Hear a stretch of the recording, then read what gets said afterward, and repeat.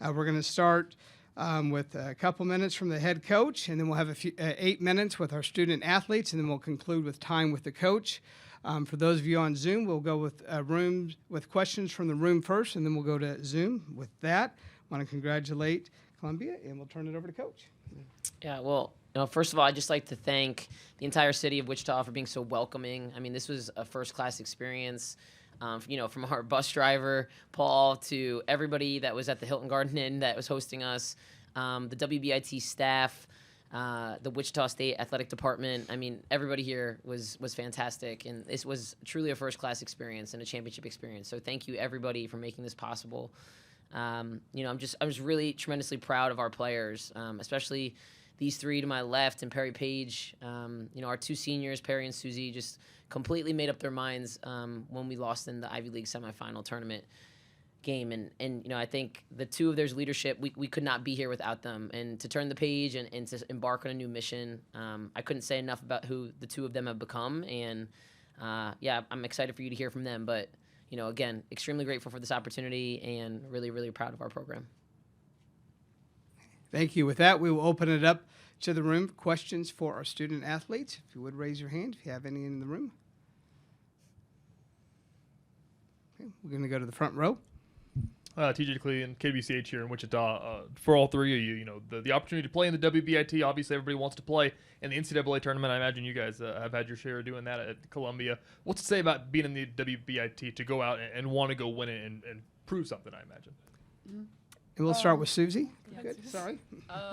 Like Coach G said, after the Ivy League tournament, we knew that we had made our bet almost that this was what was next for us. So again, on that day, we had our mind set up and had a clear goal in mind to win the WBIT, and we went out and did that. So yeah, we attacked what was in front of us next. So very proud of this team.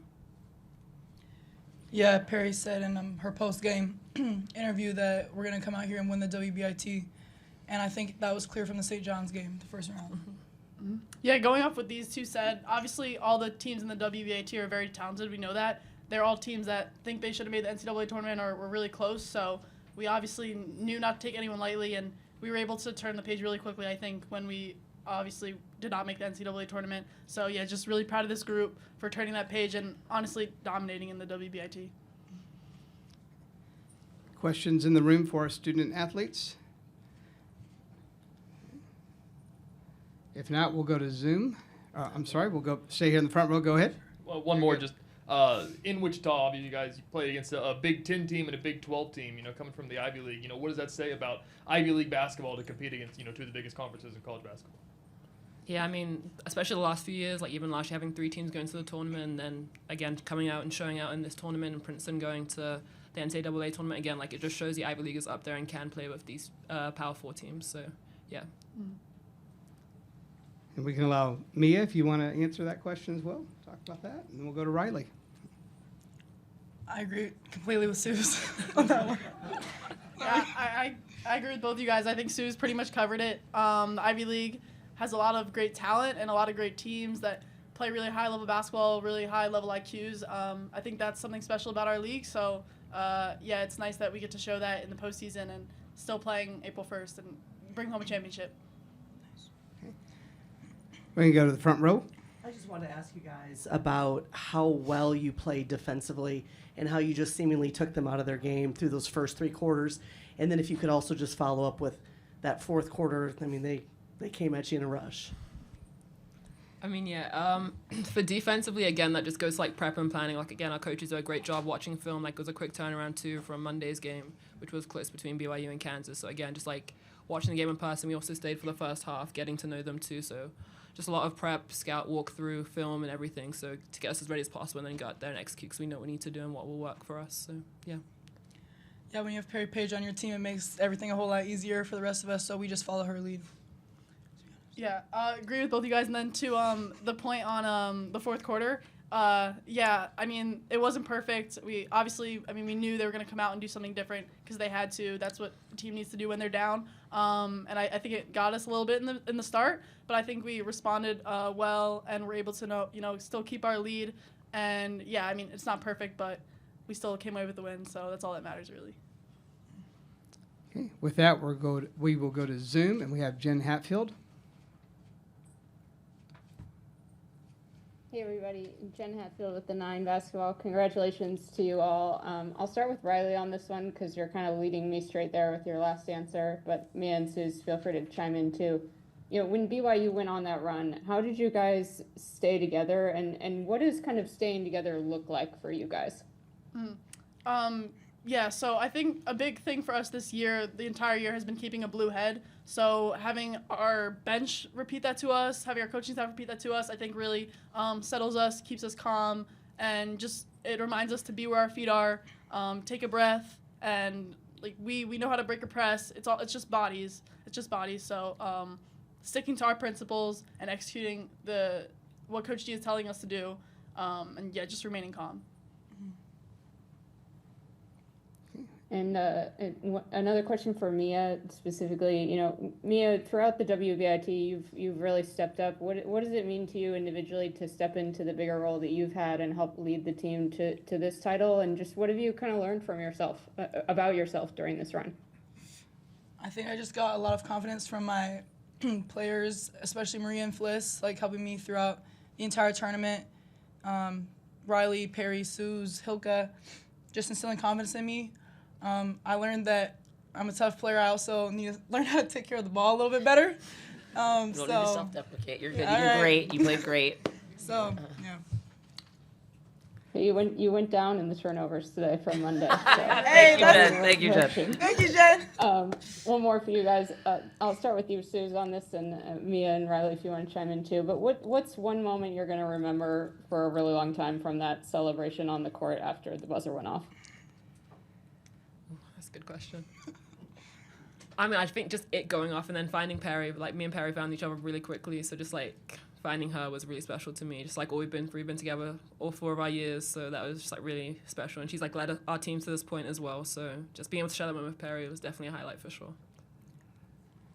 A moment that stood out to me was Suze is very locked in all the time, and so when I finally saw a little smile break out into her face, I knew we were good.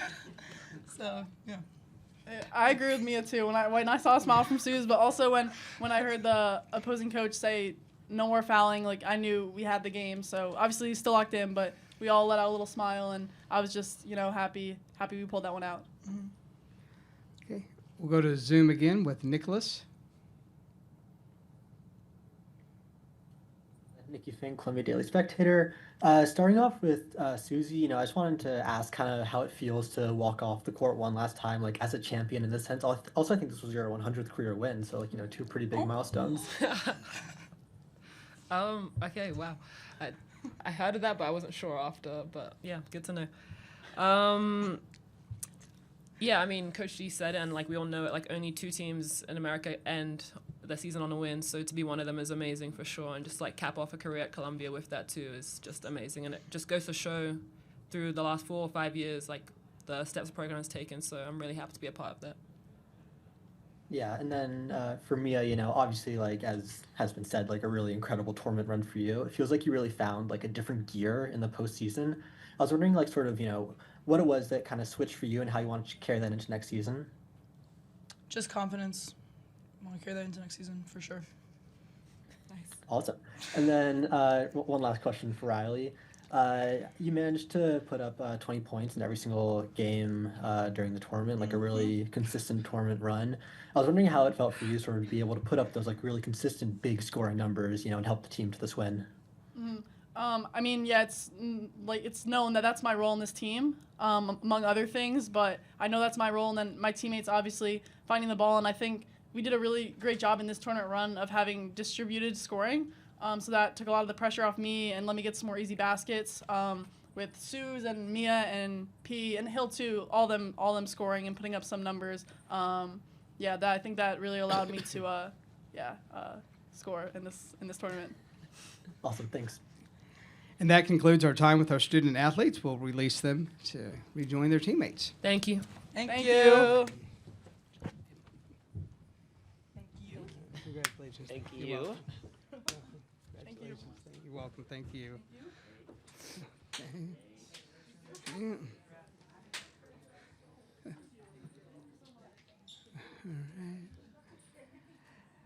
And with that, we will open it up for Coach. And again, same format. We'll start with questions in the room. We'll go to the front row.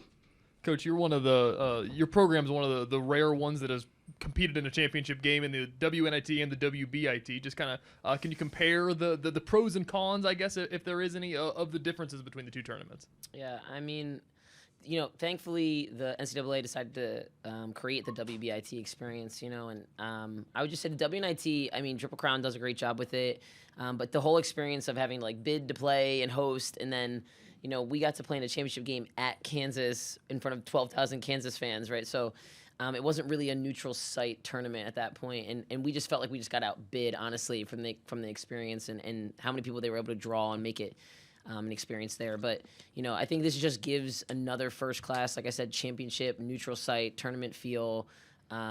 And that was really it. I mean, other than that, like, it was such a fun journey too. Like, I wouldn't have taken back anything that happened in that tournament. It was very different from how you travel to where you stay. And I mean, you were planning all the logistics for yourself. Whereas here, a lot of that was taken care of by the great WBIT staff, and NCAA family. So, I think, again, like, just a fantastic way to play in front of a great stadium, in front of neutral site fans, and BYU and us both drew well. So overall, just a good experience. Other questions for the coach in the room? Now we'll turn to Zoom, and we'll start with Nicholas.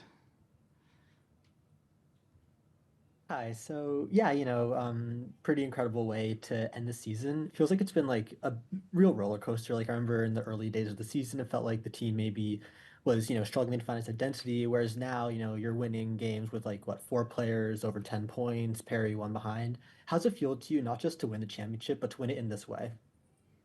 Gosh, I mean, I don't know if I've been able to process this all yet. It's just kind of been like we've just been going, and I would just say that, the best teams that I've coached, and I would say any coach would agree with me, are player-led, coach-fed, player-led. And I felt like when we finally made that shift consistently, and that was a huge credit to Perry and Susie, I knew it was their team. And when it's their team, I mean, they're the ones on the court executing. Like, we have the game plan, we have the strategy, but when they're taking that over and making it their own and making the adjustments in real time, that's when you have a real team. And that's the thing that I've been the most proud of this program. But that's all credit to Perry and Susie. Yeah, and sort of on that point about Perry and Susie, like, pretty great way for them to finish their last game. I was wondering if you just had a few words about them, this season and like their careers as Lions. Yeah, I mean, this season in particular, like, I can't say enough about just how they both stepped up in a major way. I mean, starting with Susie, Susie is such a hard critic on herself. I mean, these are such high achieving student athletes. And for Susie to like let go, and honestly, I think she played the best basketball at the end of her career, which that's what you hope for a player, right? Is that they get to leave as a champion, having left everything on the floor, no regrets. And I really felt like she was able to get to that point here. And then, I mean, Perry, talk about a hell of a basketball player. I mean, we took an amazing athlete that was a good basketball player, and she transformed into an amazing basketball player at the end of her career, that is unguardable and can literally guard anybody 1 through 5 in the country. So, I mean, I can't say enough about just the choice she made to be great. And I think that's something that's very rare these days, is players knowing that it's their choice. And I thought Perry absolutely took advantage of that this season and was just dynamic in every single way. I've said this before, and I've coached a lot of great players, Abby Shue, Caitlin Davis, Kitty Henderson, CeCe Collins. Perry has been by far the most fun to coach as a senior. And I would say that because Perry just bought into the process, trusted me fully. No moment was too big. She showed up in every single moment. And that's what you hope for a player, is that they could go on and play their best basketball as a Columbia Lion. So I can't say enough about her leadership. Awesome. And one last really quick one. How are you guys going to celebrate this?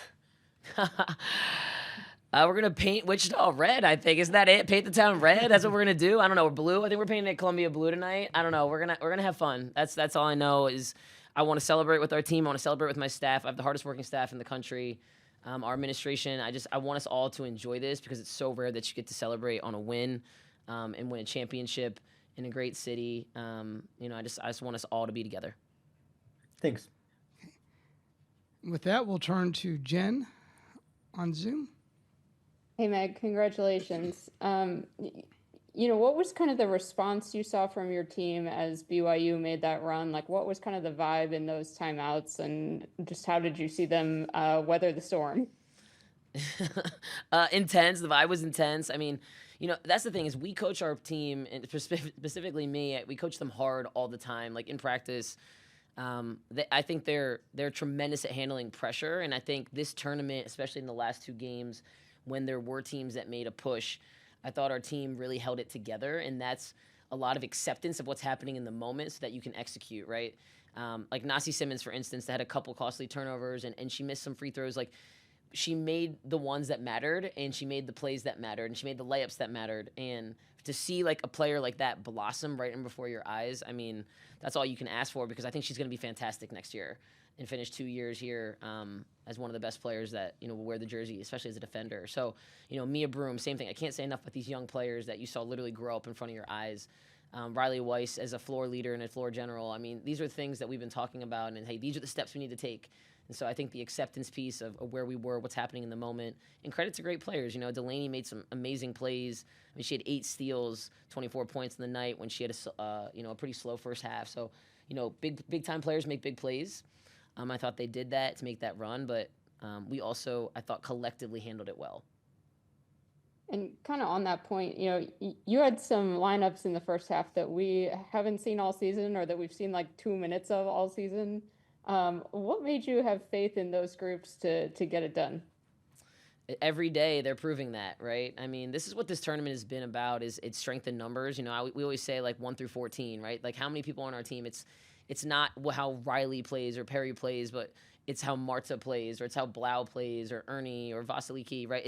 It's everybody rowing in the same direction on the same boat with the same vision. And that's the one thing that I knew, like they were ready. It was like, all right, we're gonna call your number today, Marta. We're gonna need you in this game, and she just answered the call, right?